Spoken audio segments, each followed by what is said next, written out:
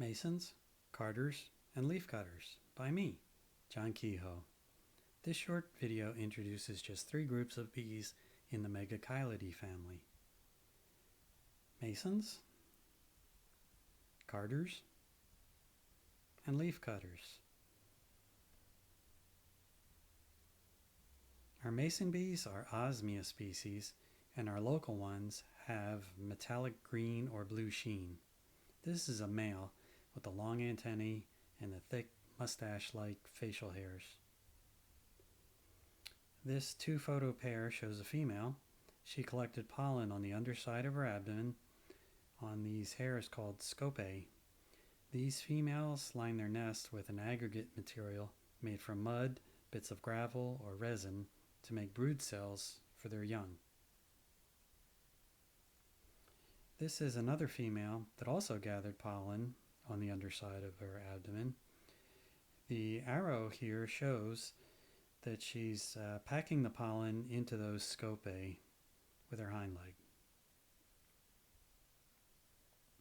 Many of our Osmia species have rounded heads, thoraces, and abdomens that may look like a row of beads or a snowman.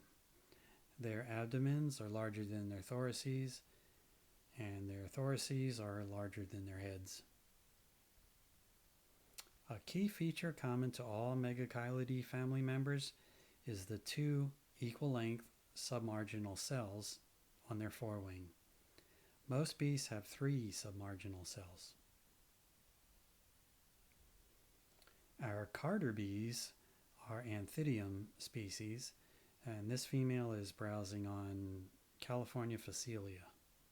These females comb or card plant fibers to make brood cells for their young. These Carter bees have sparse hairs on their black abdomens with yellow patches or yellow broken bands. This native Californian is Anthidium maculosum. In contrast, the European Carter bee, Anthidium manicatum, has broken yellow bands instead of yellow patches. This female is seeking nectar from a sage.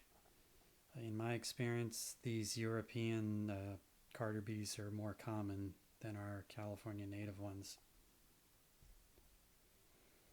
Another European Carter, this one's a female, she's seeking nectar on a hedge nettle.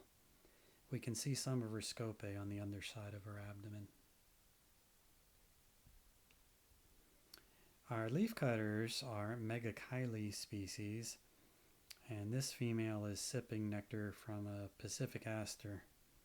Like the others, we can see she collected pollen on the underside of her abdomen. Notice though the uniform black and white abdominal bands. These females cut leaf pieces to line their nest to partition their brood cells. Here we see a small female heading into Chinese house's blossom. She collected pollen like her cousins, and some of it still clings to her hind legs. She's only about 3/8 of an inch long. This perfectly circular cutout on a ribes leaf is evidence of Megachilidae work. The dry edges of the cutout suggest the bee had done this a bit earlier. Now we can see this part of their life cycle. She holds the leaf cutout between her legs and flies it to her cavity nest. A homemade bee condo or wooden block nest with leaf pieces plugging the entrance is a sign of leafcutter eggs inside. The same behavior seen on all Megachilidae females is evident. Packed pollen on the underside of their abdomens. In review, masons, carters, and leafcutters. Thanks.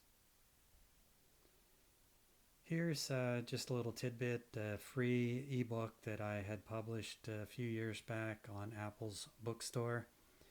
The URL will take you there. Unfortunately, this runs only on Apple's iOS or Mac OS. Thanks for watching.